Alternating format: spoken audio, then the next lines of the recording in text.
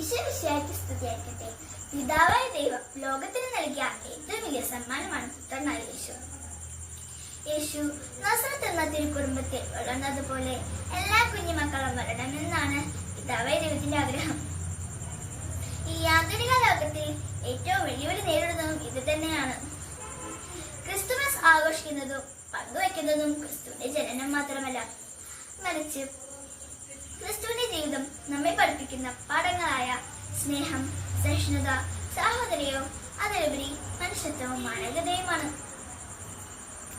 നാം ചിരിക്കുമ്പോൾ കൂടെ ചിരിച്ച്, സങ്കടപ്പെടുമ്പോൾ ഭയപ്പെടേണ്ട, ഞാൻ നിന്നോട് കൂടെയുണ്ട് എന്ന് പറഞ്ഞുകൊണ്ട് താഴി നിർത്തുന്ന സ്നേഹം നമുക്ക് എങ്ങനെ തള്ളിക്കളയാനാകും? കുഞ്ഞുമക്കളെ, എന്റെ അടുക്കൽ വരുവിൻ, അവരെ തടയണ്ട, കാരണം സ്വർഗരാജ്യം അവരുടേതാണ് എന്ന് പറയുന്ന ഒരു രക്ഷകനാണ് നമുക്കുള്ളത്.